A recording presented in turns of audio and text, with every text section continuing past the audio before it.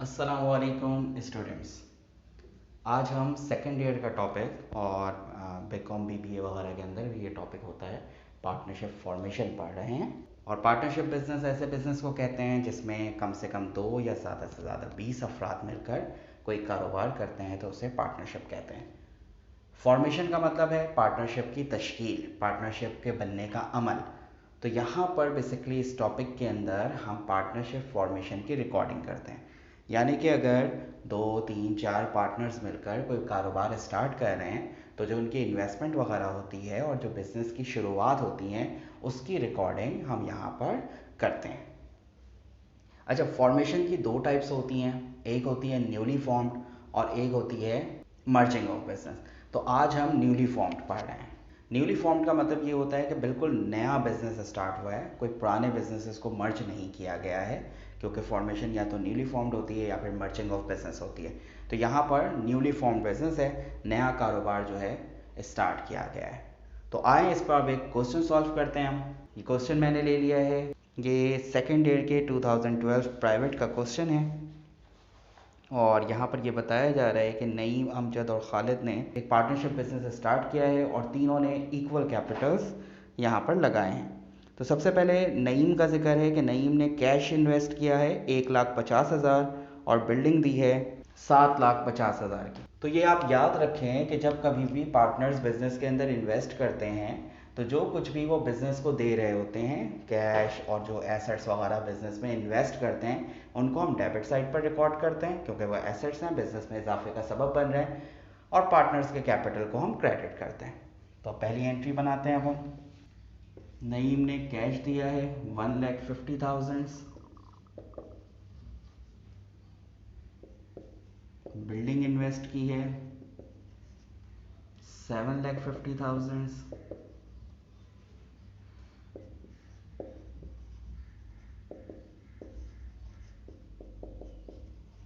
और Naeem's capital credit हो गया इन दोनों को ऐड करके 9 लाख।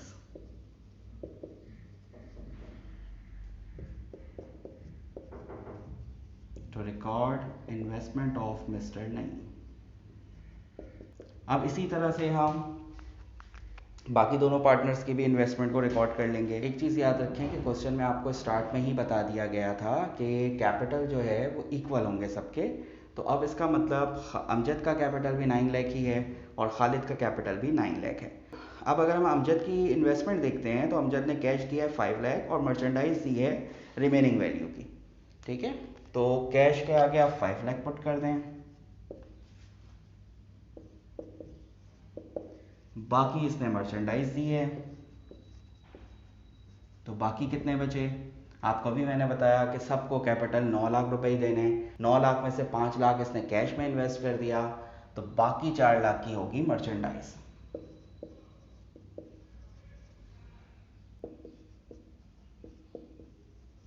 अब हम खालिद की इन्वेस्टमेंट रिकॉर्ड करेंगे। खालिद ने ऑफिस इक्विपमेंट दी है जिसकी वैल्यू 8 लाख रुपए है और बाकी का इसने कैश दिया है।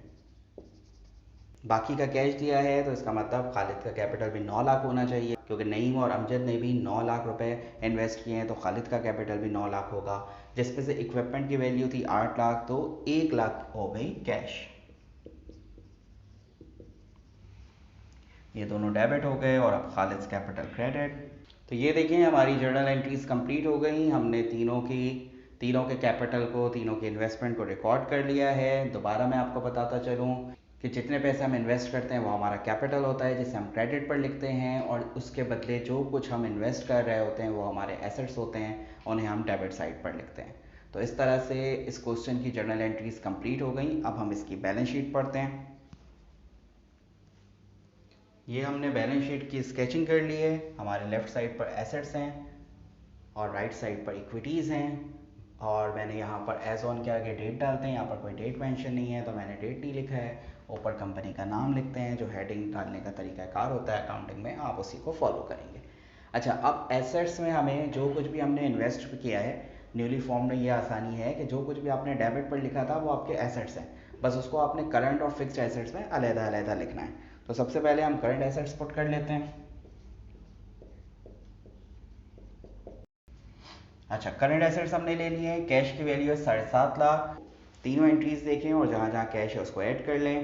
पहली एंट्री में कैश की वैल्यू थी 1.5 लाख जो कि नईम की इन्वेस्टमेंट थी। फिर अमजद की इन्वेस्टमेंट में कैश की वैल्यू थी 5 लाख और खालिद की इन्वेस्टमेंट में कैश की वैल्यू थी 1 लाख। तो तीनों को हमने ऐड कर लिया और 7,50,000 अमाउंट हो गई। मर्चेंडाइज सिर्फ अमजद ने इन्वेस्ट की थी जिसकी वैल्यू 4 लाख थी, वो हमने यहाँ पुट कर ली। ये दो करंट एसेट्स थे हमारे यहाँ पर, इन दोनों को हमने ऐड कर लिया और टोटल वैल्यू आ गई 11,50,000। अब हम फिक्स्ड एसेट्स ले लेते हैं। फिक्स्ड एसेट्स में हमारे पास बिल्डिंग है जिसकी वैल्यू है 7,50,000।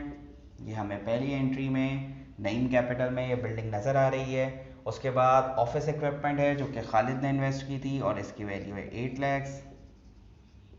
अब हम टोटल करंट एसेट्स और टोटल फिक्स एसेट्स को प्लस कर लेते हैं तो ये हो गया हमारे पास 27 लाख। अच्छा, अब हम इक्विटीज साइड पर आते हैं और सबसे पहले लाइबिलिटीज़ लिखते हैं। यहाँ पर लाइबिलिटीज़ नहीं है, न्यूली फॉर्म्ड है और किसी किस्म की कोई लाइबिलिटी नहीं है, तो हम इसको ब्लैंक छोड़ देते हैं। उसके बाद हम ओनर्स इक्विटी पे आ जाएंगे।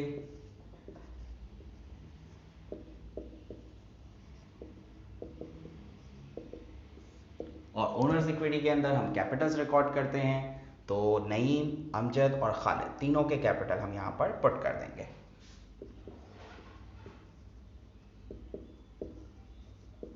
तो ये देखें हमने तीनों कैपिटल्स पुट कर दिए हैं।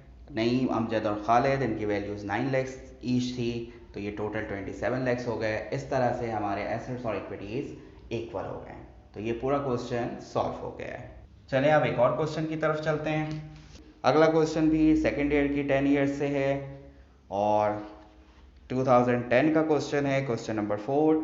इसमें कह रहे हैं रफ़ीक, रहीम और राशिद ने एक बिज़नेस स्टार्ट किया है WWPF ब्रदर्स के नाम से और इसमें इनके रेशो दे दिए गए हैं और टोटल कैपिटल फर्म का बताया गया है 10,80,000 है।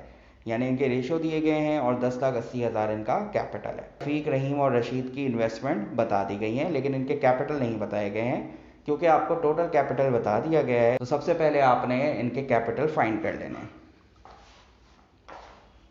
कैपिटल फाइंड करने का क्या तरीक़ाकार होता है? टोटल कैपिटल गिवन है 10,80,000 और टोटल रेशो भी हम निकाल लेंगे। इनके रेशो गिवन है 1 to 3, तो तीनों को ऐड कर लेते हैं।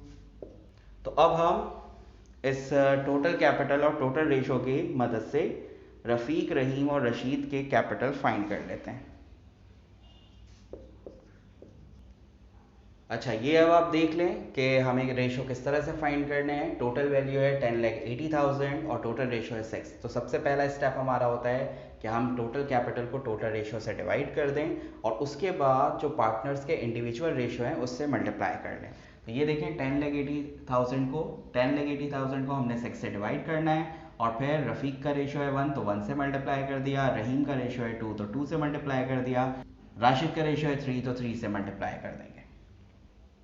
तो ये तीनों के आंसर्स हमने कैलकुलेट कर लिए हैं। रफ़ीक का कैपिटल 1,80,000, रहीम का कैपिटल 3,60,000 और राशिद का कैपिटल 5,40,000 आ गया है। अब हमारे पास कैपिटल की वैल्यू आ गई है तो अब हम जर्नल एंट्रीज बना लेते हैं। जर्नल की स्केचिंग आपको पता है, मैं डायरेक्ट आपको एंट्रीज बनाकर दिखा रहा हूँ। अब ये देखें हमने रफ़ीक की एंट्री बना दी है। कैश इसने इन्वेस्ट किया था 60,000, मशीनरी इन्वेस्ट की थी 1,20,000, ये दोनों डेबिट हो गई और रफ़ीक का कैपिटल क्रेडिट हो गया। यहाँ हमने रफ़ीक के कैपिटल की वैल्यू जो निकाली थी 1,80,000 वो पुट कर दी है और अगर आप इन दोनों को ऐड करें तो ये भी वैल्यू आपकी, तो ये भी वेरीफाई हो रहा है कि ये वैल्यू 1,80,000 बन रही है। नरेशन जो अभी मैंने आपको सिखाया है वो नरेशन आप पुट कर देंगे। अब हम सेकंड पार्टनर की इन्वेस्टमेंट को रिकॉर्ड करते हैं। रहीम ने फर्नीचर दिया है 2 लाख का और बाकी का कैश दिया है। फर्नीचर डेबिट हो गया जिसकी वैल्यू है 2 लाख और कैश की वैल्यू हमें निकालनी है। रहीम का टोटल कैपिटल आया था 3,60,000 जिसमें से 2 लाख फर्नीचर की वैल्यू थी, इसको माइनस कर देंगे तो 1,60,000 कैश की वैल्यू आ गई।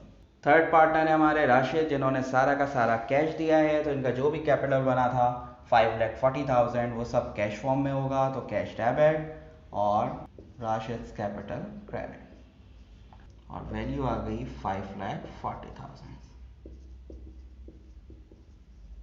तो ये हमने दूसरा क्वेश्चन भी कंप्लीट कर लिया है। आज मैंने आपको न्यूली फॉर्म बिजनेस समझा दिया है। इंशाल्लाह ताला अगली वीडियो में मैं आपको मर्जिंग ऑफ बिजनेसेस के क्वेश्चंस भी करवा दूंगा। मैं उम्मीद करता हूँ कि टॉपिक आपको समझ में आ गया होगा।